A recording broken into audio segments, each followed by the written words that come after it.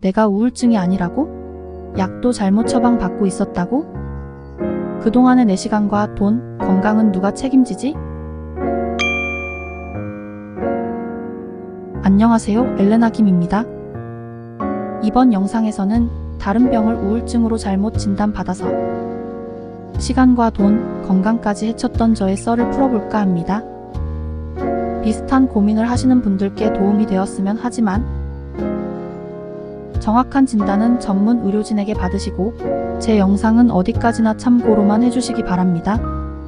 구독과 좋아요는 큰 힘이 됩니다. 그럼 이하 반말로 할게요. 2017년 상반기 이후부터 나는 직장을 그만두고 집에 틀어박혔다. 10년을 키운 고양이가 하늘나라에 가서 슬픈 데다가 직장에서 여러가지 일로 너무 힘들었다. 그래서 무작정 그곳을 그만두고 다시 취업하려는 마음이 컸다. 그러다가 단순히 취업이 잘 안되니까 집에 틀어박힌 줄 알았다. 그러나 어느 순간 내가 열성적으로 취업 활동을 하고 있지 않다는 걸 깨달았다. 원래의 나라면 푹 빠진 영화나 드라마라도 돌려보거나 소모임에 나가 사람들과 어울렸을 텐데 그런 활동도 하지 않았다. 산책과 씻는 게 내가 하는 활동의 전부였다가 어느 순간 산책도 위생도 이틀에 한 번으로 미뤘다.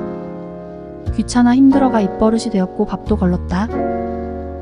아직 20대 젊은 나에게 넘치던 에너지가 모두 빠져나가고 아무것도 안 했는데 피곤한 채로 잠을 엄청나게 많이 잤다. 그런 생활을 오래 하자 지인들이 걱정했고 결국 나는 권유를 받아 집 주변 지역 개인이 하는 정신과를 방문하게 되었다. 그곳을 선택한 이유는 가깝고 오래되었고 추천도 들었기 때문이다. 나쁘지 않은 곳이었지만 결과적으로는 그곳이 나를 오진한 곳이다. 예약 없이 무작정 방문하자 오래 기다려 초진을 볼 수 있었고 병원에 구비된 장치로 간단한 뇌파 검사를 받았다. 양말을 벗고 발을 장치에 올려둔 뒤 손으로 손잡이를 잡고 이마에 뭔가를 부착하고 10분쯤 기다리면 결과지가 나왔다. 그리고 OMR 마킹하는 종이 검사도 시행했다. 이건 집에 가져가서 해오라고 시키셨다.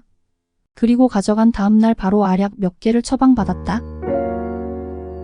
내가 별다른 부작용을 경험하지 않자 점점 용량을 늘렸다. 정신과는 다른 병원들처럼 처음부터 병명을 가르쳐주지 않는다. 다만 그 약들은 모두 항우울제였고 나중에 여쭤보자 그냥 우울증으로 말씀하셔서 지금은 알 뿐이다. 그 약을 6개월쯤 먹다가 어느 날 나는 기분이 많이 나아졌다. 당장 재취업을 했고 사람들을 만나러 다녔다. 나는 내가 나아졌다고만 생각했고 병원에서도 잘 지내니 다행이라고만 했다. 이젠 다 나았다는 느낌이었지만 약은 계속 먹었다. 지금 생각하면 활기와 에너지가 지나치게 넘치는 느낌이었다. 게다가 기분이 좀 오락가락했다. 정당한 지적을 받아도 화가 매우 났다. 그러다가 반년쯤 후 나는 다시 무기력하고 우울해졌다. 위생을 못 지키고 지각을 하고 업무에 실수가 잦아져 혼이 났다. 시무룩하고 매일 울면서 재취업한 회사를 꾸역꾸역 다녔다. 병원에 말했지만 똑같은 약이 용량이 더해질 뿐이었다. 누구나 회사를 다니며 기분에 고저가 있을 수 있다고 하셨다. 지금 생각하면 그건 정말 아니었는데 아쉬운 부분이다. 그런 식으로 시간이 흘러 병원을 다닌 지 1년 반에서 2년 가까이 지났다. 나는 다른 이유로 병원을 옮겼다. 기존 병원에 불만은 없는 채였다. 대학병원이었는데 먹던 약 리스트를 보셔도 내 이야기를 듣더니 재검사를 권해서 두꺼운 OMR 검사를 다시 하고 상담을 했다. 아무래도 지금처럼 정리된 이야기를 하지는 못했다. 두서없이 중언부언했는데도 검사 결과와 함께 판단하시더니 약을 바꿔보자고 하셔서 깜짝 놀랐다. 저녁 약은 서서히 끊도록 원래 약의 3분의 1을 주시되 아침 약을 전혀 다른 약을 주셨다. 아주 적은 양부터 시작한다고 하셨다. 소견서에는 우울증이 아닌 정동장애, 즉 조울증으로 표기되어 있었다. 우울증이나 조울증이나 그게 그거 아닌가? 라고 생각하기 쉽지만 사실 약을 다르게 조절하는 다른 병이다. 감기와 코로나처럼 비슷한 증상을 보이지만 다른 병인 것이다. 조울증은 우울해 있을 때는 우울증 약을 같이 써도 되지만 일견 밝고 다 나아 보이는 조증이 왔을 때 똑같은 약을 쓰면 악화된다. 그래서 단순 항우울제만이 아닌 도파민을 조절해주는 약을 처방하기도 하며 조증이 왔을 때는 의사의 판단에 따라 약을 바꾸거나 중단한다.